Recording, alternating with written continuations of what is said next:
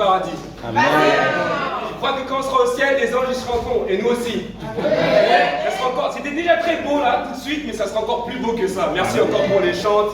Merci pour tous ceux qui ont chanté, qui ont participé. Merci pour la bienvenue. Merci pour le repas du Seigneur de Mallory qui a donné son cœur tout simplement, qui nous pousse à faire confiance à Dieu. Et lui est un vrai disciple de Jésus-Christ, c'est clair. Amen. Non pas seulement parce que tu as porté du fruit, mais parce que ta maman est là aussi. Amen. Donc merci à tous qui êtes là, et notamment Amira qui est là parmi nous. Oh, c'est qui? Amira pour qui je sais tout le monde a prié pour qu'elle soit là. Et c'est Yasmine tout simplement. De Michel, et d'Alex qui est là avec nous. Donc accueillez-la, présentez-vous à elle. Elle a été l'objet de nombreuses prières. Et pour tous ceux qui nous rendent visite pour la première fois, en tout cas, on vous souhaite la bienvenue. Si ce n'est pas la première fois, vous êtes quand même les bienvenus. Amen. On va prier. Père éternel, je te remercie, Père, pour cette grâce que tu nous fais de juste même pouvoir proclamer ton nom, Dieu. De juste même pouvoir te connaître. De juste même pouvoir penser à l'éternité. Penser juste qu'il y a un Dieu. Et que tu vas avoir une relation avec nous. Père, je suis en extase devant toutes les choses que tu fais, Dieu. Longtemps dans ma vie, je t'ai cherché, Père. Et toi et moi, on sait que je ne mérite pas d'être devant ton peuple pour prêcher, pour parler, ou même pour être assis ici, Dieu. C'est par ta pure grâce. Père, tu as eu un rêve et tu l'as accompli avec un plan concret qui t'est d'envoyer Jésus-Christ pour que son sang coule et qu'on soit tous sauvés, Père. Je te remercie pour cette grâce immense, cet amour insondable, Dieu. Insondable, parfait, mais que tu nous demandes d'imiter. Père, il n'y a aucun mot qui pourra traduire à quel point, Père, on t'aime, à quel point on a besoin de toi, à quel point tu es grand. Mais avec ça, on veut quand même venir devant toi, Dieu, et remettre nos vies entre tes mains, Seigneur. Amen. Père, je veux remettre ce mot entre tes mains. Que ce ne soit pas moi qui parle, que ce ne soit pas mon esprit qui parle, que ce ne soit pas ma chair qui parle, que ce ne soit pas ma bouche qui parle, mais que ce soit toi qui parles au cœur de tes enfants, Dieu. Amen. Moi, le premier, j'ai besoin de ce message, Seigneur. Oui. J'ai besoin de changer, moi, le premier, Dieu. Père, je prie que tu retires tout ce qui n'est pas de toi que je vais dire, que je voudrais dire. Et que tu ajoutes tout ce qui vient de toi que tu voudrais que je dise à tes enfants, Seigneur. Oui. Merci pour toutes les choses incroyables que tu fais, Père éternel. Je prie pour chacune des âmes qui sont ici présentes, pour chacun des cœurs qui sont ici présents, Dieu, pour que tu puisses parler à leur cœur. Et qu'en vérité, on sorte de là, Père. Non pas avec nos émotions, non pas avec nos idées, mais avec ta parole en action, Père. Amen. Père, je prie pour que tu puisses effacer nos péchés, Dieu. Que tu ne regardes pas à mes fautes, que tu ne regardes pas à nos fautes, mais que tu regardes à la simple mission, Père, la seule mission que tu nous as donnée, d'être proche de toi, d'être avec toi pour l'éternité, et d'évangéliser toutes les nations dans cette génération, Père. Et ça va arriver grâce à toi. C'est au nom de ton Fils Jésus-Christ que nous avons prié, et on t'aime puisque la vie elle-même. Amen. Amen. Amen. Vas-y. Donc on va jouer un petit jeu avant de commencer, d'accord? C'est un quiz musical, ok? Et on va voir votre culture musicale. Allez. Ok. Ali n'a pas le droit de jouer. Ali, c'est elle qui gagne tous les quiz à chaque fois. Mais ça va pas être très compliqué, ok? Qui connaît ça? On connaît ça. Ok, c'est pas compliqué. La danse? C'est quoi la danse? Ok. Qui connaît ça? Qui connaît ça? C'est quoi? Qui connaît ça pour les filles, pour les sœurs? Sorte de rappeler les souvenirs. C'est qui? Qui connaît ça?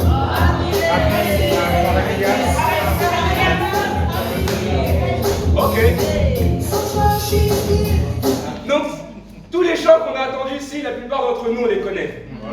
Et si vous n'étiez pas nés, ils ont évangélisé quand même le monde pour votre absence, ok? Et c'est pour dire quoi? C'est que tous ces chants-là, tout le monde les connaît, que ce soit Gangnam Style, que ce soit la Macarena, que ce soit Happy, que ce soit ce que tu veux. Tout le monde, Michael Jackson, ok? Tout le monde a entendu parler de ces personnes-là, ok? Et donc, si ces personnes-là ont réussi à évangéliser toutes les nations, À plus forte raison, la parole de Dieu alors. C'est pas une danse qui va changer ta vie, ok? C'est pas Beyoncé qui va changer ta vie, d'accord? Le matin de Kanye West est sorti, et alors ça va changer quoi ta vie, d'accord? Tout le monde est en train d'attendre quelque chose. Ces personnes-là ont évangélisé toutes les nations. À plus forte raison, la parole de Dieu. Vous l'aurez compris, le titre de mon message, c'est l'évangélisation de toutes les nations dans cette génération. Partie 2. Amen. On peut même avoir une partie 3, partie 4, partie 5, partie 6. Vous savez pourquoi? Parce qu'on n'arrêtera jamais l'évangélisation de toutes les nations dans cette génération. Amen. C'est ce que Jésus nous demande de faire. Et donc, quand on pense à ça, bien sûr, on est en train d'étudier quel livre en ce moment? Les Actes du Saint-Esprit. Amen. Les Actes du Saint-Esprit, vous êtes spirituel. Amen. Je l'ai même barré dans ma Bible. C'est plus marqué Actes des Apôtres, c'est marqué Actes du Saint-Esprit. Et donc, on voit ici que le premier personnage principal du livre, c'est qui? Saint-Esprit. Non, c'est la première partie du livre. C'est qui? C'est Pierre. Amen. Vas-y mon frère, je dirai pas ton nom, mais... Amen. La deuxième partie du livre, c'est qui? Le personnage principal. Et le personnage principal des Actes, c'est qui? Ok, Amen. Et donc aujourd'hui, on va conclure notre étude sur le livre des Actes. Amen. Et donc, on va conclure cette étude sur le livre des Actes et après on ira sur le livre d'Apocalypse. Et donc aujourd'hui, on va voir les 4 derniers chapitres du livre des Actes. On va aller d'Acte 25 jusqu'à Acte 28. Donc il y a du travail aujourd'hui. J'espère que vous êtes prêts à prendre des notes, et prêts à donner votre cœur, à ouvrir vos oreilles et vos cœurs aussi. Amen. Vas-y, prêt. Et donc comme on l'a vu dans la deuxième partie de ce livre, dans la fin du livre des Actes, on voit que Paul est le personnage principal. Et donc on va étudier la fin de la vie de Paul et les choses qu'il a faites. Amen. Et comme on l'a étudié aussi, le livre des Actes, il comprend aussi dans un terme chronologique tous les autres livres et tous les épîtres. Pourquoi? Parce que ce soit les livres de Romains, ce soit les livres aux Éphésiens, ce soit les livres aux Colossiens, tout ce qui finit par rien là dans la Bible, c'est des épîtres, d'accord? C'est des lettres qui ont été écrites aux églises. Et ça a été écrit pendant les Actes, donc pendant la vie de l'église au 1er siècle. Amen. Amen. Et quand on regarde au chapitre 25, au chapitre 28, on va étudier le parcours de Paul au moment où il est arrêté à Césarée, jusqu'à être emprisonné à Rome, là où il va terminer sa vie. Et quand on étudie le livre des Actes, et notamment le personnage de Paul, on voit que Paul, c'est quelqu'un qui était prêt à tout, aller n'importe où et à faire peu importe pour sauver n'importe qui. Et le cœur des disciples, c'est de faire quoi? C'est d'aller n'importe où, faire peu importe pour sauver n'importe qui. Amen. Et ce qui est incroyable, c'est que Paul, quand il va arriver à Rome, fait un peu d'histoire, ok? J'aime la Bible, donc il faut que j'en parle. Vas-y. Dans le livre des Actes, on voit qu'à la fin, comme je vous disais, Paul va être amené à Rome. Et pendant qu'il est emprisonné à Rome, il va écrire les livres suivants. Le livre aux Éphésiens, le livre à Philémon et le livre aux Colossiens. D'accord? Donc on voit que Paul, bien qu'emprisonné, avec une feuille et un stylo, il a réussi à bouleverser le monde. Amen. À plus forte raison aujourd'hui, avec les réseaux sociaux, qu'est-ce qu'on est capable de faire? Amen. Tout à l'heure, on a encore eu notre invité, comment tu t'appelles? Aïsosa, qui m'a appelé ce matin et qui me dit hey, je suis à la bonne adresse. Je dis oui, comment tu as été rencontré? Elle a tapé sur Google Église chrétienne internationale et elle est tombée sur moi.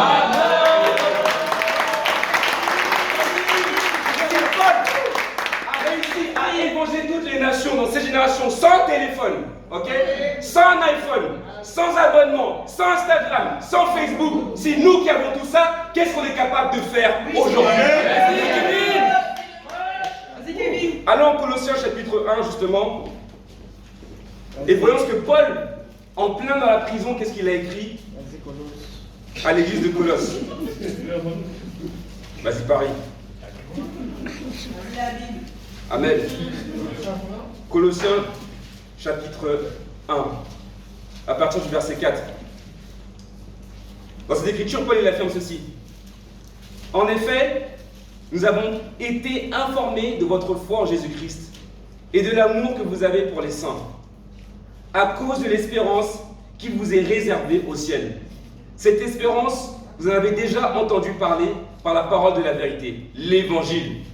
Il est parvenu jusqu'à vous, tout comme dans le monde entier, où il porte des fruits et progresse. Amen. Donc Paul est en train de dire ici que le monde entier a été évangélisé.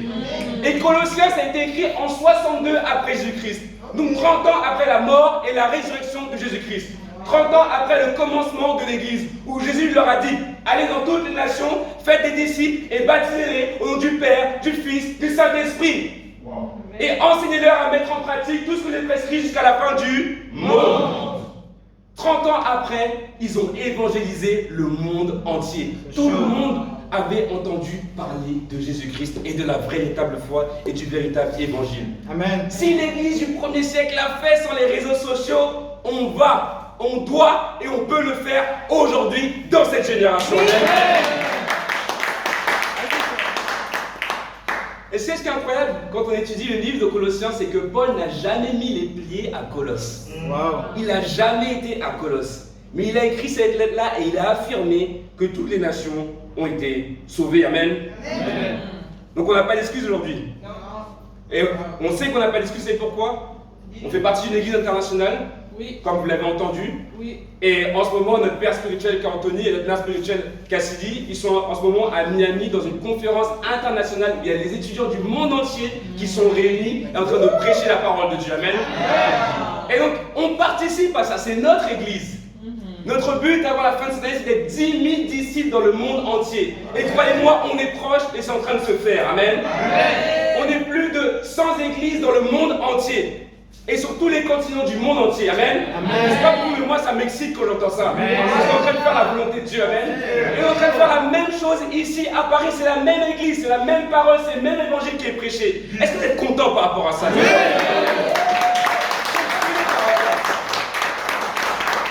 L'église n'est pas morte, mais qu'elle vit encore aujourd'hui dans le même but que Jésus l'a donné. Amen. C'est ce qu'on est en train de faire ici même à Paris. Amen. Et la question qu'on doit se poser, c'est ok, il faut venir au culte, on prêche, on entend souvent les mêmes choses. Et souvent on se pose la même chose. La question c'est, quand est-ce qu'on va arrêter d'évangéliser? Je n'entends pas. Quand est-ce qu'on va arrêter d'évangéliser? Quand est-ce qu'on va arrêter de prêcher? Quand est-ce qu'on va arrêter de baptiser? Amen. Le premier point de ce message, c'est sois inarrêtable. On ne va jamais arrêter. Amen. Et pour ceux qui regardent et qui persécutent, on ne va jamais arrêter de prêcher la vérité. Amen. On ne va jamais arrêter de baptiser. On ne va jamais arrêter de mettre les gens dans l'eau du baptême pour qu'ils soient sauvés au nom de Jésus-Christ pour le pardon de leurs péchés. Sois inarrêtable. Acte. Non, pas acte tout de suite, on va encore regarder quelques écritures. Mais je vous promets qu'on va regarder le livre des actes. Sois inarrêtable. Paul était quelqu'un qui était inarrêtable. Amen. Et Paul avait le désir, c'est ce qu'on va voir dans le livre des actes qu'on va lire, il avait le désir ardent de se rendre à Rome. Okay? Pourquoi? Parce qu'au 1er siècle, encore un peu d'histoire, Rome était la capitale, était le centre du monde connu de l'époque au 1er siècle. Et vous connaissez l'expression qui dit « tout chemin mène à ». Okay. C'est pas juste une citation comme ça, c'est vrai à l'époque du 1er siècle. Pourquoi? Parce que les Romains sont venus et c'est eux qui ont inventé les routes avec le système de bornes kilométriques. Okay? C'est ça Jésus quand il dit, si quelqu'un te demande de faire 1 kilomètre de plus, fais-le. Pourquoi? Parce qu'un soldat romain avait le droit de demander à un juif à l'époque, qui était colonisé, de lui demander de porter ses affaires de soldat pendant 1 kilomètre. Et Jésus lui a dit, fais le kilomètre de plus. Okay? Donc ça c'est des petites anecdotes pour vous. Peut-être que vous savez déjà, si vous ne savez pas, tant mieux pour vous. Amen. Et donc, le point ici, c'est qu'on voit que Rome était la capitale du monde. C'est eux qui ont créé les routes et c'est pour ça que c'était le centre du monde. Et c'est pour ça que Paul, dans sa stratégie d'évangéliser, qu'est-ce qu'il faisait dans le livre des Actes? Il allait dans une ville d'influence, ok? Il allait dans un endroit d'influence aussi, donc la synagogue. Et dans la synagogue, tout le monde allait se rendre là-bas parce que tout le monde était religieux. Donc il avait l'opportunité de parler à un maximum de personnes pour évangéliser un maximum de personnes. C'est ce qu'on voit en acte 19 à Tyrannus, quand il va dans le campus ministry, qui prêche là-bas et ensuite que toute la région est évangélisée. Notre synagogue à nous, c'est Châteléal. Amen. Notre synagogue à nous, c'est le petit kiosque. Amen. L'André, il est chaud pour ça. Et vous avez passé hier d'ailleurs pour un divo. Amen. Et on voit que quand on va dans l'endroit d'influence, il y a des gens qui sont touchés et ensuite ils peuvent venir. Vous savez, il y a Rome à l'époque qui était une ville d'influence. Vous savez quelle autre ville est une ville d'influence? Paris. Amen. Quelqu'un qui a la foi et qui a compris. Paris est une ville d'influence. Donc pourquoi Pourquoi on va avoir notre conférence à Paris? Parce que c'est une ville d'influence. Ok? Pourquoi on va avoir l'IMC à Paris pour la première fois? Parce que c'est la capitale de l'influence. C'est la capitale de la mode. Amen. Et donc il faut qu'on ait une conférence ici, qu'on ramène un maximum de personnes qui soient influencées par la parole de Dieu et qu'ensuite ils retournent chez eux pour évangéliser le monde. C'est ça la stratégie. Et c'était la stratégie de Paul aussi. Amen. Quand on regarde, on voit que Paul n'était pas prêt à s'arrêter. Et on va lire un passage du livre de Romains. Et le livre de Romains, il a été écrit à peu près entre 55 et 57 après Jésus-Christ. D'accord? Donc, encore une fois, Paul n'avait pas encore mis les pieds là-bas. La première fois qu'il va y mettre les pieds, on va l'étudier tout à l'heure, c'était entre 62 et 65 après Jésus-Christ. Donc Paul avait le désir de se rendre à Rome, mais Dieu lui a emmené que 10 ans plus tard. Et il n'est pas arrivé sur un tapis rouge, il est arrivé enchaîné sur un bateau qui a fait naufrage. Ensuite, il a terminé en prison, mais il a continué à prêcher la parole de Dieu. Qu'est-ce que ça veut dire pour nous? Parfois, on a un rêve qui est digne, un rêve qui est bon, un rêve du royaume, un rêve de choses qu'on veut faire pour Dieu. Mais ça ne va pas forcément arriver demain. Et ça ne va pas forcément arriver de la manière dont on veut. Amen. Dieu, je rêve d'être en sortie. C'est ça ce que tu vas faire une sortie avec quelqu'un, que c'est bon, c'est plié. Dieu, j'ai partagé ma foi avec 20 personnes toute la semaine. À la fin de la semaine, je vais rencontrer quelqu'un qui va être baptisé. Le point, c'est de ne pas s'arrêter. Les gens inarrêtables, ils ont un rêve. Mais même malgré les situations, ils ne vont pas s'arrêter. Ils vont quand même continuer. Amen. On va regarder en Romains chapitre 1, verset 8. Vous êtes avec moi?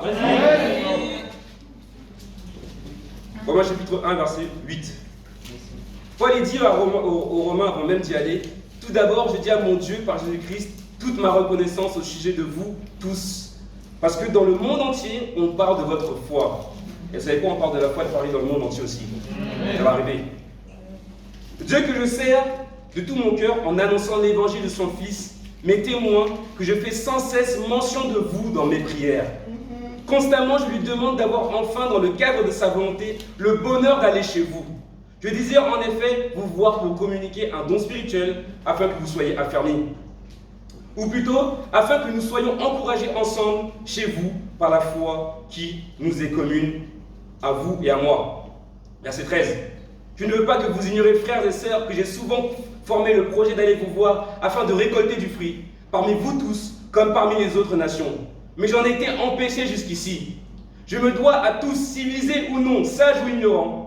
Ainsi, j'ai un vif désir de vous annoncer l'évangile. Donc on voit que Paul, il veut voyager à Rome, c'est pas pour aller voir les musées, c'est pas pour dire bonjour à l'empereur.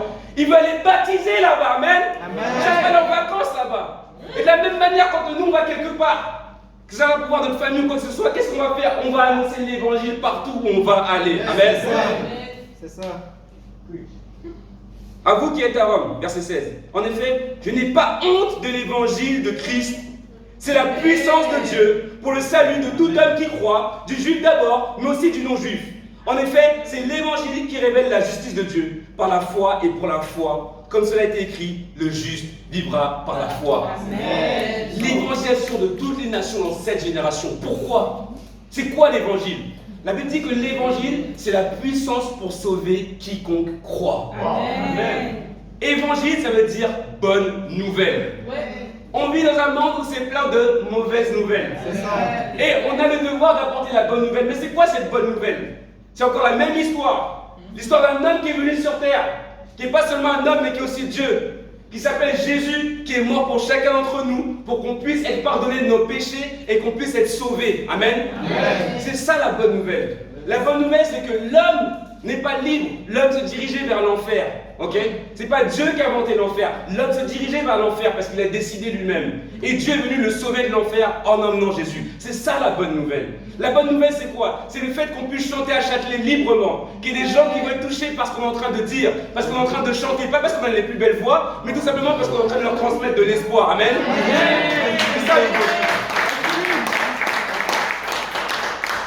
Paul était inarrêtable. Pour évangéliser le monde dans cette génération, nous devons être inarrêtables. Amen. Avoir une foi inarrêtable. Quand personne ne croit, quand personne ne voit, nous on voit encore. Amen. Un amour inarrêtable. Quand le monde n'a pas eu confiance en toi, quelle confiance en toi? Dieu, au travers de ses disciples. Amen. Et c'est la même chose qu'on doit faire. Les gens n'ont pas confiance en eux, ils ne savent pas quel est le sens de leur vie. On va les aimer jusqu'au bout. Amen. Amen. Avoir un espoir inarrêtable. Vous voyez le regard, le cœur des gens quand on a fini de chanter. Amen. Amen. Même Melvin, qui a dit qu'elle allait pas venir, il est venu pour chanter à Montmartre avec nous et il est venu avec nous au Divo. Amen. Et à la fin du Divo, il y avait Andy. Okay, si Andy tu nous regardes, je crois que tu nous regardes. Bonjour à toi. On était en train de chanter et Andy était en train de marcher. Il avait fini le travail et il était en train de réfléchir à sa vie tout simplement. Et il nous a entendu chanter et il s'est assis à côté de nous. Et à la fin, je suis parti le voir et il a commencé à être ouvert avec moi sur ce qu'il était en train de faire. Et il m'a dit, ça m'a donné de l'espoir de voir des gens unis en train de chanter. Et il a accepté d'étudier la Bible. Amen. Il n'est pas là avec nous aujourd'hui, je ne sais pas qu'il nous regarde, mais il a accepté d'étudier la Bible. Amen. Il y a combien d'histoires, même votre propre histoire. Quelqu'un vous a donné un espoir un jour. Amen. Et c'est ça l'évangile. Il faut avoir un espoir inarrêtable. Amen. Avoir des prières inarrêtables. Amen. Prier jusqu'à ce qu'il se passe quelque chose. Oui. Avoir des convictions inarrêtables. C'est pas parce qu'on a arrêté les principes fondamentaux que c'est fini, il n'y a plus de point à donner. Il faut encore continuer à prêcher ses convictions dans la rue. Amen. Ça ne s'arrête pas aux principes fondamentaux avec le texte. Être une église inarrêtable. Et je crois que c'est ce qu'on commence à être. Amen. Parce que c'est impossible maintenant d'aller à Châtelet sans voir un disciple. C'est devenu une fourmilière, en fait, on va et puis après on prêche notre parole. Il y en a qui l'ont compris, c'est pour ça qu'ils viennent persécuter là-bas aussi. Amen. On est en train de prêcher la parole et on va être inarrêtable malgré la persécution. Amen. Vas-y. Vous savez, la chose la plus intelligente à faire quand on a un projet, quand on a un rêve, c'est de ne pas s'arrêter.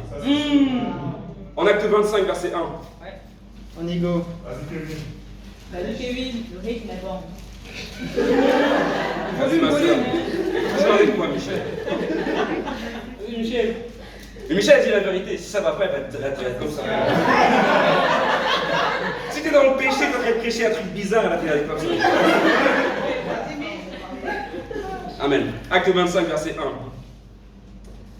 3 jours après son arrivée dans la province, Festus monta de Césarée à Jérusalem. Les chefs des prêtres et les personnalités juives portèrent plainte contre Paul devant lui. Ils lui demandèrent avec insistance la faveur de le faire venir à Jérusalem.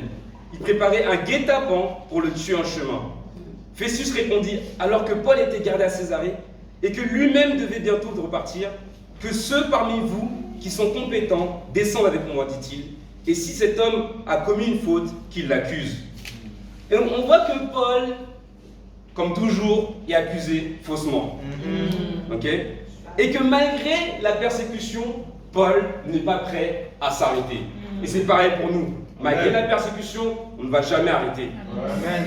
Et on voit ici que Paul, il est emprisonné à Césarée et que les pharisiens, les juifs de l'époque, les sectes juifs de l'époque, qu'est-ce qu'ils voulaient? Ils voulaient mettre fin à la vie de Paul. Même plus tôt dans certains chapitres, il y en a qui ont jeûné pendant 40 jours et qui ont dit qu'on ne mangera pas, on ne va pas boire tant qu'on n'a pas tué Paul. Donc Paul, il y a des gens qui voulaient arrêter Paul concrètement, qui voulaient mettre fin à sa vie. Et le plan, c'était qu'il récupère de Césarée pour qu'il aille être jugé à Jérusalem et que sur le chemin, guet-apens et qu'il le tue. Ok? Pourquoi? C'est pas les hommes en eux-mêmes, mais c'est Satan qui pense qu'il peut arrêter Paul.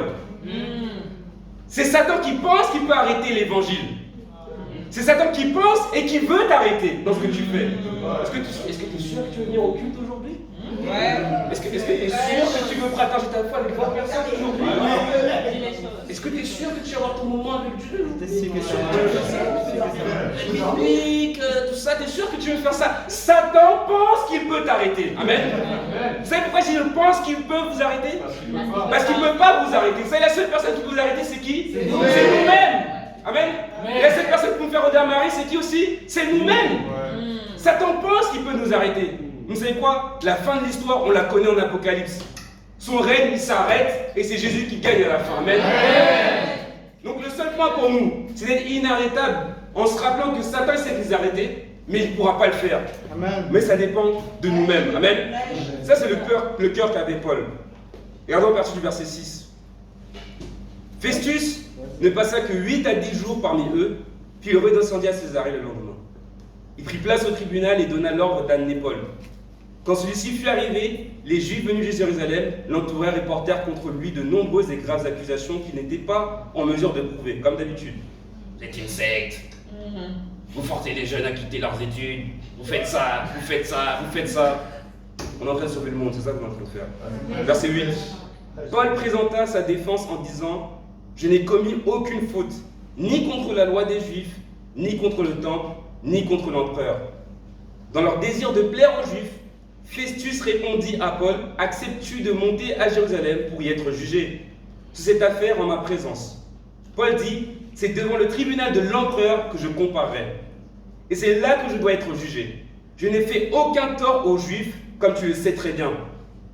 Si j'ai commis une injustice ou un crime digne de mort, je ne refuse pas de mourir. Mais si leurs accusations contre moi sont fausses, personne n'a le droit de me livrer à eux. J'en appelle à l'empereur. » Amen. Amen. Alors, ce qu'il faut comprendre ici, c'est que Paul est né avec le droit romain. Ok? Donc, Paul avait une carte d'identité, si vous voulez, romaine. Si on veut dire ça comme ça. D'accord? Il était juif, mais aussi romain. Et Paul avait le vif désir, comme on l'a vu tout à l'heure, de se rendre à Rome. Et là, on voit qu'il va être jugé et il doit être ramené à Jérusalem. Mais il sort la carte, clac. Non, en fait, je suis romain, je peux passer. C'est ma carte, je peux passer. Okay. Avant, c'était quoi? J'allais dans la synagogue, j'allais dans les endroits d'influence. Et là, il s'est dit, c'est quoi? Là, je vais la carte du romain. Et là, ils se sont dit, waouh, ça va être chaud pour toi. Pourquoi? Parce qu'il demande à être jugé devant l'empereur. L'empereur, il n'en a rien à faire de la justice.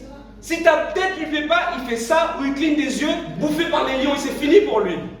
Donc là, il prend un risque de malade, mais dans sa tête, Paul, il est là, il dit finalement, je vais aller à Rome.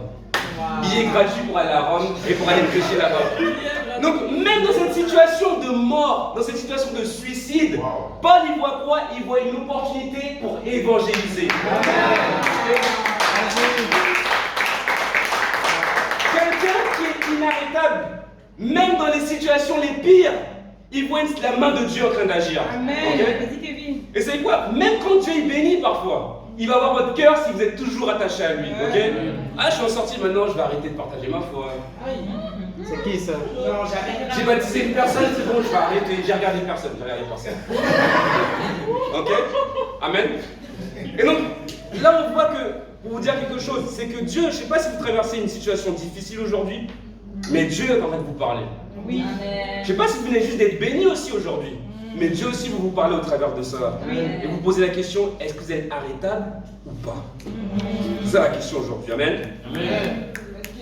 Soyez pas timide. Si vous devez taper des mains, tapez des mains. L'église de Dieu, on n'est pas là pour faire semblant ou quoi que ce soit. Amen. On est là pour Dieu. Amen. Tu dois dire Amen, dis Amen. Tu dois dire Alléluia, dis Alléluia. Dis ce que tu as à dire. Amen. Donc on voit ici que Paul voulait partager sa foi avec des gens d'influence. Et c'est pour ça qu'il décide de se rendre à Rome. Donc quand on pense à ça, on voit que Paul il va s'y rendre enchaîné. Il va se rendre dans un bateau qui va faire naufrage. Donc ça va lui coûter, n'est-ce pas? Pour aller dans un endroit d'influence, ça coûte. Parce que j'entends déjà des gens se plaindre. Ouais, l'IMC, 200 €, c'est trop cher. Je vais aller en vacances avec ça. Je suis qu'étudiant. Je suis la femme veuve, à 2 sous, j'ai rien.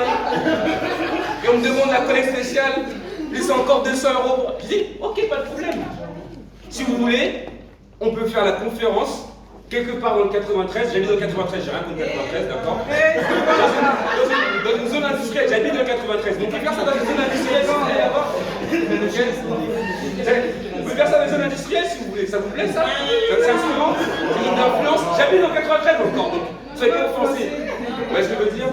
Et vous voyez, la plupart des églises aujourd'hui, ils sont au fin fond dans les trucs industriels. Pourquoi? Parce qu'ils ne veulent pas investir dans les influences. C'est de pas investir dans la voiture du pasteur. Amen. Ok? Et vous pouvez dire ce que vous voulez, vous êtes venus chez moi, vous avez vu. Amen. Nous, on est là pour investir dans les gens, dans les lieux, ok, où les gens pourront entendre la parole de Dieu et être évangélisés, c'est tout. Amen. Donc, je demande, par rapport à l'IMC, d'avoir plus de foi. Ah, vous allez amener vos familles là-bas. Vous pouvez leur prêcher la Bible comme vous voulez, ils veulent voir le royaume de Dieu de leurs propres yeux. Et ça sera l'occasion pour eux de voir ça à l'IMC. Amen. Donc faites ce que vous avez à faire, comme on vous a dit dans la collecte. demander conseil, amen. Mais il faut vraiment qu'on soit dans les lieux d'influence pour partager notre foi avec les personnes d'influence, amen. Et c'est exactement ce que Paul va faire. On va le regarder tout de suite en Acte 26 à partir du verset 1. Vas-y, frère. Acte 26, verset 1, vous y êtes? Oui.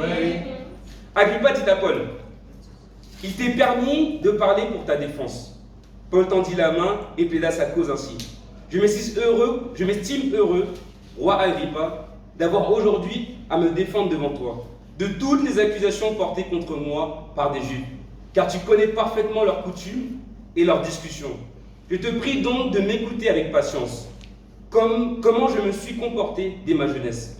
Tous les Juifs le savent, puisque j'ai vécu dès le début au milieu de mon peuple à Jérusalem. Me connaissant depuis longtemps, ils savent, s'ils veulent bien, en témoigner que j'ai vécu en pharisien, selon le parti le plus strict de notre religion. Et donc Paul ici, il se retrouve devant le roi Agrippa. Et il est content de partager sa foi avec lui. Pourquoi? Parce qu'il a la foi, même s'il est fermé. Il faut savoir que le roi Agrippa, c'est un des ancêtres de Hérode. Okay? Et Hérode, c'est ceux qui ont tué les enfants à la naissance de Jésus. Donc cette famille-là, ils rigolent pas. D'accord? Et Paul, il est quand même content de partager sa foi avec cette personne-là. Pourquoi? Parce qu'il sait que c'est une personne d'influence. Okay? Et il sait que, imagine cette personne-là est convertie. Amen. Imagine Macron est converti, qu'est-ce qui va se passer? Il va arrêter de nous parler du coronavirus, il va nous parler de la Bible. Amen. Il faut juste imaginer, amen. On ne sait jamais. Vous savez voir que dans le mouvement, il y a des personnes qui étaient millionnaires et qui le sont toujours encore aujourd'hui. Ok? Il y a des gens qui ont joué à la NBA, si vous connaissez Blackwell, il sera là. Il va y avoir un culte juste avant l'IMC, on pourra aller voir les dirigeants secteurs du monde. C'est des personnes d'influence. Ils ont influencé beaucoup de personnes et beaucoup de continents, beaucoup d'églises. Et on a aussi des personnes d'influence, mais il faut qu'on aille les chercher les autres aussi, amen. Donc on voit que Paul, une fois de plus, pour partager sa foi, qu'est-ce qu'il fait? Il raconte encore son témoignage. On connaît tous son témoignage. J'étais pharisien, ok? J'ai été rencontré sur la route de Damas. J'ai pas vu pendant 3 jours. Il y a quelqu'un qui est venu, qui m'a ouvert les yeux. Ensuite, j'ai prêché la parole, ok?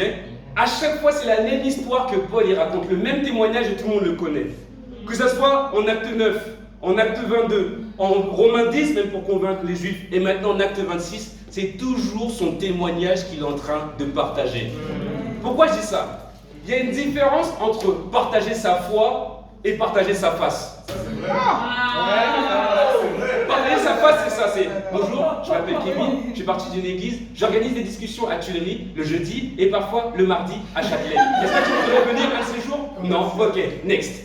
Bonjour, je m'appelle Kevin, je fais partie d'une église, l'église chrétienne internationale de Paris. Nous faisons des discussions sur la Bible aux Tuileries le jeudi à 19h30 et le mardi à 19h30. Est-ce que tu aimerais venir? Oui, ok. Et parfois, des fois, les gens ils me disent oui, et on continue quand même à parler. Comme si on avait un discours. Tu vois? Et ça, c'est partager sa face, c'est présenter qui on est. Les gens, ils veulent entendre l'évangile. Ok? Ils veulent savoir qu'est-ce que Dieu il a fait dans ta vie. Ils ne veulent pas savoir que tu viennes dans une organisation, ils veulent savoir qu'est-ce que Dieu il a fait dans ta vie. À quoi ça sert d'étudier la Bible? Pourquoi tu vas venir de toi pour parler de Dieu? Qu'est-ce que Dieu a fait dans ta vie? Et Paul, il y a quelque chose qui s'est notez juste cette écriture, on ne va pas aller la regarder, mais en Apocalypse 12, verset 11 à 12, la Bible dit ils les ont vaincus par la puissance de leur témoignage. Amen. Donc le témoignage de ce que Dieu a fait dans notre vie, ça va impacter des personnes. Amen. Et donc tous les prédicateurs, ils ont un témoignage. Okay?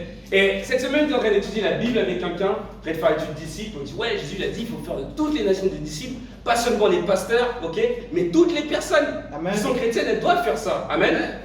Et il dit ouais, mais c'est pas possible. Est-ce que dans ton église tout le monde prêche? Je dis viens dimanche, tu vas voir si tout le monde prêche pas. Ah, il dit regarde autour de toi. Là, il y a une sœur, c'est ma sœur. Là, il y a mon frère. Là, il y a quelqu'un. Là, il y a quelqu'un. C'est ce qu'ils sont en train de faire. Ils sont en train de prêcher la parole de Dieu. Amen. Pourquoi? Parce qu'il y en a beaucoup qui pensent que prêcher l'évangile, c'est être en costume, en cravate le dimanche, et tu vas avoir une Bible et tu vas prêcher. Ça, c'est pas l'évangile. Prêcher l'évangile, c'est obéir à la parole de Dieu. Et le faire.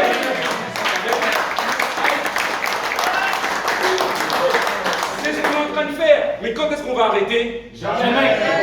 C'est ce qu'on est en train de faire. Mais quand est-ce qu'on va arrêter? Jamais. Amen. Ça, c'est mon église. Pareil, vous avez entendu le témoignage d'Anthony? Je vais faire avec l'accent. ouais, je viens des États-Unis. Mon père était vendeur de drogue et ma mère était dans ça, et j'étais banquier, je fais beaucoup d'argent, beaucoup de filles, beaucoup de poissons, mais... Amen. Vous allez vous informer pour ça, j'espère. On connaît son témoignage. Amen. Bien sûr, bien sûr. Ok. Pareil, moi, vous connaissez mon témoignage? Ouais, Antoine a partagé sa foi avec Omar à la gare du Nord. Ils ont partagé leur foi avec 100 personnes ce jour-là. J'étais la 96e et il m'a proposé d'étudier la Bible. J'ai dit oui et pendant 3 mois il m'a appelé et j'ai pas répondu. Et après il est venu, le jour où on devait faire chercher Dieu, je lui ai mis un plan pendant 3 heures, je suis pas sorti de chez moi. Et il m'a répondu pendant 3 heures dans le froid, je suis venu et la première chose qu'il a fait c'est qu'il m'a montré l'écriture en Jean 14 verset 15 qui dit aimer Dieu c'est respecter ses commandements, ça m'a marqué. J'ai étudié la Bible, 2 semaines après j'ai été baptisé. Après, je suis parti à tout le monde connaît l'histoire. Amen. Pareil, tout le monde connaît l'histoire de comment Guillaume il a été rencontré aussi. Amen. Tout le monde connaît l'histoire. Ok, j'avais pas envie de partager ma foi ce jour-là. Moi qui suis en train d'être péché, d'être inarrêtable, ce jour-là j'avais envie d'arrêter. J'avais envie de tomber de la foi ce jour-là. Façon de parler. Okay. Et donc, l'arrivée c'était un mardi, et le mardi c'était le moment de famille. Le moment de famille, on devait aller partager notre foi. On dirigeait la discussion avec Sandra. Et j'avais oublié ce jour-là qu'il fallait que je partage ma foi. Donc à cette époque-là, je travaillais encore. Donc je sors du travail et je m'apprêtais à passer le pas de la porte de la maison. Et là, il y a le téléphone qui sonne, c'est ma femme. Hé, on t'attend tous, on est à Saint-Lazare, on va partager notre foi. Demi-tour jusqu'à Saint-Lazare. Et tu sais, des fois, quand t'as pas envie de partager ta foi, je suis ouvert avec vous. J'étais en train de tourner à Saint-Lazare devant le Burger King. Au premier étage, après je suis allé à Sephora. Peut-être ça me donnait de la force si je sens bon pour partager avec vous, je sais pas. Et j'avais tellement peur d'aller partager ma foi. Et à un moment donné, j'ai dit, ok Dieu, je vais prier. Et j'ai dit, Dieu, donne-moi juste un homme d'influence. Okay? Donne-moi juste un dirigeant, s'il te plaît, Dieu. Juste quelqu'un qui va accepter d'étudier la Bible maintenant. Ok? Et je me rappelle encore cette prière, mot pour mot. J'ai dit, un dirigeant ici. Et je marche et tout ça, et tout le monde connaît l'histoire, mais j'étais la claque, target. J'ai vu Guillaume, je dis oui. Et Guillaume, je savais pas qu'il faudrait partager sa foi avec quelqu'un d'autre aussi. Ou je dirais plutôt de donner des livrets, ok? Mais amen. Ah, il prêchait aussi, amen. Apollos des temps modernes, amen. Et donc, j'ai suivi pendant 5 minutes, on aurait dit un tueur à gage, j'étais en train de le chercher. Et il aurait partagé. Et une fois qu'il avait fini avec le gars, j'ai sauté sur lui, je dis hey, est-ce que tu veux étudier la Bible? Je m'appelle Kevin, je fais des discussions sur la Bible le mardi, le jeudi, j'ai dit est-ce que tu veux étudier la Bible? Il a dit oui, j'ai continué à parler, et puis ça, je m'appelle Kevin. J'ai tellement pas confiance, j'ai dit oh, il a dit oui en fait. Et il a accepté, on connaît l'histoire, on a fait l'étude chercher Dieu et maintenant il est marié à Aline, c'est incroyable. C'est un couple qui va faire de grandes choses pour Dieu, amen. Donc, tu sais jamais sur qui tu vas tomber. Ne t'arrête jamais de partager ton témoignage. Amen. Pareil, et je pourrais continuer avec n'importe qui d'entre vous ici pour dire que vous êtes tous un témoignage de la part de Dieu. Mais qu'est-ce que vous faites avec? Est-ce que vous le partagez ou pas? Amen. Je vais vous donner le défi quand vous allez partager votre foi avec 20 personnes ou autre. Prenez l'habitude de partager votre témoignage, de dire à cette personne, écoute, je viens partager ma foi avec toi parce que j'ai quelque chose à te transmettre. Dieu a fait quelque chose dans ma vie. Parfois on a peur de faire ça, on a l'impression qu'on est trop religieux. Quand on voit évangéliste un tel et apôtre, je sais pas qui là, qui disent ouais, puis guéri de l'épaule et puis après ça y est, t'es dans le royaume. Hein? Et puis ils arrivent et puis ils partagent leur foi avec conviction. Mais c'est pas avec la vérité, c'est avec conviction. On doit faire la même chose. Avec condition selon la Bible de ce que Dieu a fait dans notre vie et pourquoi ils doivent étudier la Bible. Amen. Je me rappelle encore de Jean, j'ai encore plein d'exemples, je me rappelle encore de Jean. Je me rappelle Jean qui est arrivé dans une étude avec 1h30 de retard. Je me rappelle, comme moi j'ai mis un temps de 3 heures, je pouvais attendre. Mais je me rappelle, on était au pain quotidien à Saint-Lazare, il arrivait avec son petit sac rouge là, pareil, tu sais. Et il est en train d'étudier la Bible et Jean est en train d'hésiter. Okay? Jean était en train d'hésiter, on était à Dieu, pourquoi je veux qu'il soit baptisé, pour qu'il se passe quelque chose. Et je lui ai dit, écoute, Jean, on n'est pas là pour jouer. Wow. Notre but, c'est sauver Paris. Je l'ai fait. Et je sais que ça l'a toujours marqué. Pas seulement parce qu'on l'a dit, mais parce qu'on est en train de le faire ensemble aujourd'hui parce qu'il a été baptisé.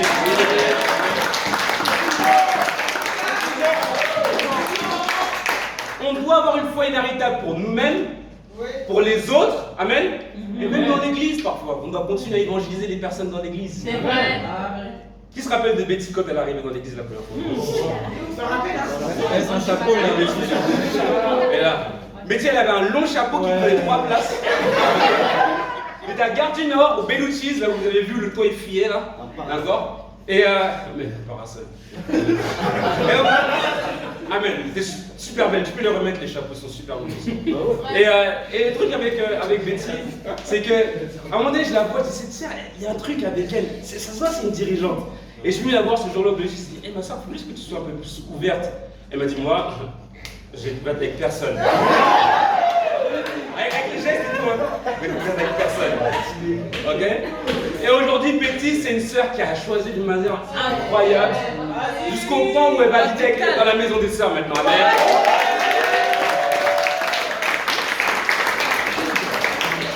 Qui se rappelle de Warren quand il est arrivé dans l'église? J'ai encore la conversation WhatsApp. La première conversation WhatsApp de Warren. La première. Et Warren, il a été baptisé dans notre église à Londres. Okay. Et il devait rentrer à Paris, ça faisait partie de son calcul de la dépense. Okay. Pour évangéliser ici à Paris parce qu'il est français. Et donc, avant même qu'il arrive, je ne sais pas où il était à ce moment-là, on était le samedi, je me dis, hey, frère, j'ai entendu parler de toi, tu été baptisé, c'est incroyable, j'ai hâte de te voir. Dimanche, je vais te présenter devant toute l'église. Il fait, hey, moi, j'habite loin, Marcoussis, tu sais pas où c'est. Il faut un visa pour y aller, un passeport. Los Angeles. Ok. Et Los Angeles, c'est ça, Los Angeles. J'habite très loin et je vais venir si je peux, pas la peine de me faire un sermon, je viens si je veux, ok? J'ai le texto, je peux vous montrer après. Et je me suis dit, waouh, c'est bien, ils nous ont envoyé quelqu'un qui va tomber de la foi. Donc c'était pas des gens en train de lutter comme ça ici, c'est à l'époque en 2017. Et maintenant, voir Warren comment il a changé.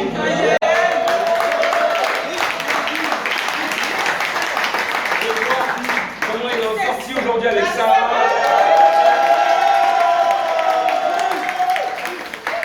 Et que très bientôt j'ai la foi, il va dire une discussion sur la Bible aussi, amen. Donc, il faut avoir une foi inarrêtable et continuer à évangéliser même dans l'église. Il y en a certains qui ont besoin d'entendre encore l'évangile dans l'église pour être à 100% et pas 99. Amen. Mais donner tout leur cœur. Et ça, c'est notre devoir, on doit être inarrêtable. Amen. Amen. Le défi que je vous donne, encore une fois, c'est d'être inarrêtable. C'est d'avoir un plan pour chaque rêve que vous avez. Vous savez, j'ai entendu parler d'avoir l'IMC Body. J'ai entendu ça. Donc des sœurs qui vont à la salle de sport, à l'extérieur avec nous, elles me disent, ouais, je me prépare. Viens, les sœurs, ça fait longtemps que tu fais au sport, c'est bien et tout. Ouais, je me prépare pour l'IMC Body. Okay. C'est pas un problème, il n'y a pas de problème. Okay, d'être en forme pour Dieu, d'être prêt pour la conférence, de remplir son costume ou autre, ok, c'est bien, ok. Mais c'est même mieux d'avoir un IMC baptism, tu vois, un baptême à l'IMC, ça c'est quelque chose pour lequel on a travaillé. Le défi, n'arrêtons pas, chacun d'entre nous, à faire ce qu'il faut, amen, mais ramener un fruit à l'IMC, c'est ça notre défi pour chacun d'entre nous, amen. Deuxième point de ce message, jette tout dans le feu. Acte 27, verset 1. En acte 27, à partir du verset 1, on voit Paul dans cette histoire-là qui va être amené à Rome sur un bateau qui va faire naufrage. Je vais juste le lire à partir du verset 1. Quand notre embarquement pour l'Italie a été décidé, on nous a confié Paul et quelques autres prisonniers à un dénommé Julius, officier de la cohorte impériale. Nous sommes montés sur un bateau d'Adriamite qui devait faire voile vers les côtes de l'Asie et nous sommes partis. Aristarque, un Macédonien de Thessalonique, était avec nous. Donc là, on voit tout simplement que Paul va sur ce bateau pour se rendre à Rome. Verset 9. Un temps assez long s'était écoulé et la navigation devenait dangereuse, car l'époque même du jeûne était déjà passée. C'est pourquoi Paul a donné cet avertissement. Mes amis, je vois que la navigation ne sera pas sans dommage et qu'il y aura beaucoup de pertes, non seulement pour la cargaison et pour le bateau, mais encore pour nous-mêmes. Mais l'officier se fiait plus au capitaine, au patron du bateau, qu'aux paroles de Paul. Et donc on voit ici que Paul, il annonce que le bateau sur lequel ils vont aller pour se rendre à Rome, il y aura un problème avec. Mais l'officier, il ne prête pas attention. Et ça, Paul, il l'a su comment? Parce que Dieu lui a dit. Oui. L'évangile, on le connaît comment? Parce que Dieu nous l'a dit dans les Écritures. Et parfois, quand on va partager notre foi, quand on va évangéliser dans l'église ou à l'extérieur de l'église, parfois les gens ne vont pas croire au début. Mais on ne doit pas arrêter et continuer à évangéliser. Amen. Amen. Parce qu'ils ne vont pas forcément écouter tout de suite. Amen. Mais on doit avoir la foi qu'ils vont changer quand même. Dans les moments de formation, il faut qu'on apprenne à être patient. Amen. Frère, utilise les Écritures quand tu prêches, quand tu veux aider un frère. Il essaye une fois, deux fois, et la personne, est-ce qu'elle change tout de suite? Non. Il faut continuer jusqu'à ce que la personne elle change. Amen. Il y a des frères qui reviennent qui disent oui, je comprends pas, ça marche pas. Ça marche pas. J'essaye comme ça de transpirer dans le cœur de la personne, mais ça marche pas. Dieu veut justement nous apprendre à nous éprouver avec la patience, à nous jeter dans le feu et les personnes qu'on forme aussi. Parce que dans le feu, c'est là où on va être purifié. C'est une écriture qu'on va voir tout à l'heure. Amen. Verset 21. Vas-y. On n'avait pas mangé depuis longtemps. Alors Paul, debout au milieu d'eux, leur a dit, mes amis, il aurait fallu m'écouter et ne pas quitter la Crète afin d'éviter ces dommages et ces pertes. Mais maintenant, je vous invite à prendre courage, car aucun de vous ne perdra la vie, seul le bateau sera perdu. En effet, un ange du Dieu auquel j'appartiens et que je sers m'est apparu cette nuit. Et m'a dit, Paul, n'aie pas peur. Il faut que tu comparaisses devant l'empereur. Et voici que Dieu t'accorde la vie de tous ceux qui naviguent avec toi. C'est pourquoi, mes amis, prenez courage, j'ai confiance en Dieu. Tout se passera comme cela m'a été dit. Nous devons toutefois échouer sur une île. Tout se passera comme Dieu l'a dit. Amen. Est-ce que c'est votre foi aujourd'hui? Oui. Que tout se passera comme Dieu l'a dit. Amen. Et vous savez ce que Dieu l'a dit, on le trouve où? Dans la Bible. Tout se passera comme la Bible dit.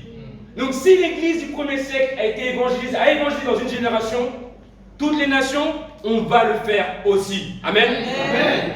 Si Jésus nous appelle à faire des disciples, on doit le faire aussi. Amen. Jésus le dit. Si ça dit, il a dit, c'est que ça va arriver. Amen. Et ça, c'est la foi de Paul. Quand on sort partager notre foi, quand on va dans un moment de formation, quand on va prier à Dieu, parce que parfois on prie comme des esclaves à Dieu. Dieu, il y a rien qui se passe dans ma vie, c'est trop difficile, qu'est-ce que je fais là? On a l'impression que c'est la fin du monde, ok? Est-ce que tu contrecarres ces pensées avec la parole de Dieu, ce qu'il a dit? Est-ce que tu as foi en ce que Dieu a dit ou tu as foi dans tes émotions? Amen.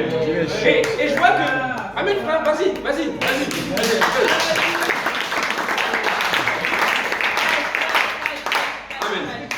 C'est vraiment avoir foi dans la parole de Dieu. Encore une fois, Anthony, il a dit dans la toi, 1, 2, 3, 4 soleils, on n'est pas là pour jouer à l'église, vous vous rappelez? Vous vous rappelez le jeu 1, 2, 3, 4 soleils? On n'est pas là pour jouer à l'église. C'est la même chose. On n'est pas là pour jouer avec notre foi non plus. Si Dieu l'a dit, c'est que ça va se passer. Et c'est comme ça qu'on doit prêcher, c'est la foi qu'on doit avoir. Amen. Amen, vas-y. On va sauter un peu, acte 28, verset 1. Là, cette fois-ci, le bateau, qu'est-ce qui se passe? Il échoue sur l'île de Malte. Verset 1. Une fois hors de danger, nous avons appris que l'île s'appelait Malte. Ses habitants nous ont témoigné une bienveillance peu courante. Ils nous ont tous accueillis près d'un grand feu qu'ils avaient allumé, car la pluie tombait et il faisait très froid. Paul avait ramassé un tas de broussailles et il était en train de les mettre sur le feu, quand sous l'effet de la chaleur, une vipère en est sortie et s'est accrochée à sa main. Lorsque les habitants de l'île ont vu l'animal suspendu à sa main, ils se sont dit les uns aux autres, cet homme est certainement un meurtrier, puisque la justice n'a pas voulu le laisser vivre, bien qu'il ait été sauvé de la mer. Mais Paul a secoué l'animal dans le feu et n'a ressenti aucun mal. Ces gens s'attendaient à le voir enfler ou tomber mort subitement. Après avoir longtemps attendu, voyant qu'il ne lui arrivait aucun mal, ils ont changé d'avis et ont déclaré que c'était un dieu. Et là on voit Paul qui est mordu par un serpent, et tout le monde lui dit « Waouh, ça doit certainement être un meurtrier, il est maudit par Dieu. » On voit qu'il ne meurt pas, et 2 versets après, il devient quoi? Un dieu. Quelqu'un qui a la foi, ok, il ne fait pas attention à ce que les gens vont dire. Parce que quand vous regardez dans la Bible, dans cette histoire-là, on voit que les gens changent d'avis du jour au lendemain. Amen. Mais quelqu'un qui ne changera jamais d'avis, pourquoi c'est Dieu? C'est pourquoi tu dois mettre ta foi en Dieu et en personne d'autre. Amen. En 1 Pierre 1, verset 6 à 9, n'y allez pas. N'allez pas. 1 Pierre 1, verset 6 à 9. la Bible dit que notre foi est plus précieuse que l'or. Amen. Et vous savez, l'or, ça n'arrive pas comme ça sur une bague, là, comme ça, tout de suite, qu'on le trouve, ok? C'est plein d'impuretés, c'est plein de choses, c'est plein de terre, c'est pas pur en fait. Et le seul moyen de le purifier, c'est de le mettre au feu. Parce que quand on va le mettre au feu, toutes ces impuretés-là, elles vont brûler, elles vont partir, et on aura de l'or pur. La raison pour laquelle Dieu ne fait pas que nous utiliser, nous envoyer comme des pions, comme beaucoup de personnes pensent. Dieu nous utilise, mais il nous forme en même temps. Il met notre foi au feu, tu sais quoi? Pour que les impuretés puissent partir. Vous savez, on a lu l'histoire de Daniel, Meshach et Abednego la dernière fois. Okay? Ils ont été jetés dans le feu, dans la fournaise ardente, et c'est là, dans le feu, qu'ils ont rencontré Jésus. Amen. C'est dans les situations difficiles qu'on va rencontrer Jésus. Amen. Pourquoi? Parce que Jésus ne veut pas du toc. Il ne veut pas une fausse bague, il ne veut pas de noir qui ne vaut rien du tout. Il veut un noir qui est pur. Et quand on va rentrer dans le feu, vous savez quelque chose, on ne va pas brûler. Vous savez ce qui va brûler? Le péché, la négativité, ok, les mauvaises pensées, la rivalité, ça va brûler aussi, d'accord? Le manque de foi, l'incrédulité va brûler. Le regard des hommes, ça va brûler aussi, ok? L'impureté, la masturbation, la pornographie, les mauvaises pensées, tout ça, ça doit brûler dans le feu. Il faut qu'on jette tout ça dans le feu pour être les hommes et les femmes que Dieu a choisis. Mais pour que toutes ces choses meurent, il faut que tu ailles dans le feu toi-même déjà. C'est la première chose. Amen. Jette-toi dans le feu, joue pas avec. Si tu joues avec le feu, tu joues avec la négativité, tu joues avec la pureté, avec la convoitise, tu vas le brûler. Mais si tu te jettes dedans, Dieu va te bénir. Pourquoi? Parce qu'il va enlever chacun des péchés. Amen. Parfois on regarde dans notre vie, un peu comme cette histoire avec le serpent qui l'a mordu Paul. Pourquoi c'est dans la Bible en fait? C'est ça à quoi que ce soit dans la Bible? Il ne pouvait pas juste arriver, déjà il y a eu un naufrage, il arrive sur Malte, il fait juste son barbecue tranquille, après il reprend le bateau, il va à Rome. Pourquoi il a dû être mordu par un serpent? Ça sert à quoi?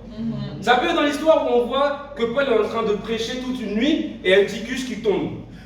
Après il va, il ressuscite et après il retourne prêcher. C'était quoi? Il servait à quoi ce verset dans la Bible? Et parfois on peut se poser la même question dans notre vie et des choses qui arrivent, on se dit mais pourquoi ça arrivé? Ça arrive. Pourquoi j'ai perdu ma première mère spirituelle? Ça servait à quoi? Pourquoi une de mes sœurs April est décédée du coma? Pourquoi? Ça servait à quoi? On peut se penser, Dieu, pourquoi t'as envoyé telle chose, telle maladie dans ma vie? Ça sert à quoi? Dieu est en train de nous éprouver parce que c'est quoi? C'est pas cette vie sur terre qui compte, mais pour que notre foi elle soit trouvée juste quand Jésus va revenir, pour qu'on aille au ciel. Toutes ces personnes que j'ai citées, ma mère spirituelle, April, ces personnes-là sont au ciel, elles sont là où on veut aller plus tard. Amen. Si tu veux quelque chose que tu n'as jamais eu, tu dois faire ce que tu n'as jamais fait. Amen. Si tu veux voir ce que tu n'as jamais vu, tu dois aller là où tu n'as jamais été. Vous pouvez vous asseoir, ne quittez pas, je vous dirai. Amen. Jeûne de quelque chose. Oui. Où tu vas avoir du sacrifice. C'est ça le point. Amen. Fais quelque chose que tu n'as jamais fait et Dieu va bénir. Amen. Amen. En acte 28, toujours à partir du verset 8. Le père de Publius était alors retenu au lit par la fièvre et la dysenterie. Paul s'est rendu vers lui, a prié, posé les mains sur lui et l'a guéri. Là-dessus, les autres malades de l'île sont venus et ont été guéris. Donc on voit ici que toute une île entière a été guérie. Donc si la Bible dit que toute une île entière a été guérie, c'est pas genre, oui je vais prier que ton genou, que ton épaule, au nom de Jésus, soit guéri, ah, maintenant t'es sauvé. Pourquoi les gens rabaissent les standards de la Bible comme ça aujourd'hui, en prêchant des faux miracles? Avec évangéliste casse-pied et puis apôtre ses moyens là. Le point ici c'est quoi? C'est que véritablement la Bible elle nous dit quoi ici? Qu'il y a eu des vrais miracles. La question c'est où est-ce que vous étiez pendant la pandémie? Dis les choses. Paul, il a sauvé toute une île, guéri du moins. Amen. Et ensuite, qu'est-ce qui s'est passé? Ces gens-là, ils ont accepté la parole de Dieu. À chaque fois qu'il y a eu un miracle, il y a eu des baptêmes au nom de Christ pour qu'ils puissent être sauvés. Amen. Amen. Aujourd'hui, on est en train de parler de miracles, soi-disant. Pourquoi on n'est pas dans les hôpitaux pour guérir toutes les personnes? Et ça, c'est quelque chose que nous qui connaissons la vérité, on doit prêcher sans avoir peur. Sans cligner des yeux, en connaissant notre Bible. Amen. La troisième partie de ce message, la dernière, j'ai fini, c'est quelle est ta raison de vivre? Quelle est ta raison de vivre? Pourquoi Dieu t'a créé? Pourquoi tu es sur terre? Bonne question. Et j'aime Melvin parce que c'est la question qui se pose en ce moment. Avec Melvin, on a fait plusieurs études sur mesure, on a regardé Matrix. On lui a dit, c'est toi, Néo. Tu dois sortir de la matrice, t'as une raison pour laquelle vivre. Ça a tellement inspiré que la dernière fois, il est venu avec le pull de Néo, matrixé. Et aujourd'hui, les gens sont matrixés. Pourquoi? Parce qu'ils ne savent pas quel est le sens de leur vie. La dernière fois, on est parti partager notre foi. Et Guillaume me dit, ouais, c'est quoi le sens de ta vie? Il me dit, c'est de me lever et tout à l'heure d'aller à droite. Le sens de ma vie, tu vois, droite. Le sens. Vous avez compris ou pas? Voilà. Donc on voit qu'il est en train de se moquer. Et on a rigolé avec Guillaume. Il m'a dit, c'est triste parce que la plupart des gens, ils ne savent pas quel est le sens de leur vie et ils ne voient pas très loin. Le sens de ma vie, c'est quoi? Le travail. Ton travail, il va partir un jour. Les enfants, ok, tu veux mourir pour eux, mais où est-ce qu'ils vont aller après que tu sois mort? C'est ça la question. Ma famille, tu es prêt à mourir pour eux? Ok, c'est bien, c'est une chose qui est valable, mais où est-ce qu'ils vont aller après que tu sois mort? Qu'est-ce que tu leur auras prêché? Toutes ces choses sont éphémères et vont passer. Amen. Le sens de notre vie, c'est être proche de Dieu, sauver toutes les nations avec l'évangile. Amen. C'est ça le sens de notre vie. On ne peut pas remplir notre cœur qui est éternel avec des choses qui sont éphémères, mais seulement avec quelque chose qui est éternel et qui est Dieu. Amen. En Acte 28, on voit que Paul, il est à la fin de sa vie. Et regardez ce dernier passage. J'aime trop comment on termine le livre des Actes et on aura fini. Vas-y, mon frère. Verset 23. Acte 28, verset 23. Ils ont fixé un jour et sont venus en plus grand nombre le trouver dans son logement. Paul leur a fait un exposé, il a rendu témoignage du royaume de Dieu et a cherché à partir de la loi de Moïse et des prophètes à les persuader de ce qui concerne Jésus. L'entretien a duré depuis le matin jusqu'au soir. Les uns ont été convaincus par ce qu'ils disaient, les autres n'ont pas cru.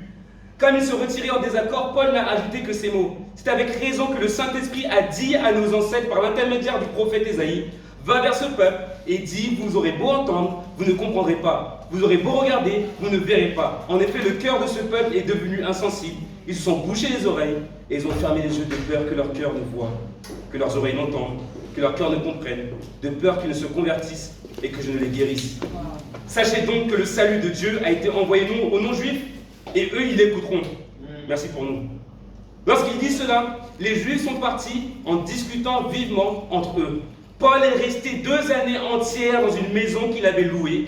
Il accueillait tous ceux qui venaient le voir. Il prêchait le royaume de Dieu et enseignait ce qui concerne le Seigneur Jésus-Christ avec une pleine assurance et sans obstacle. Amen.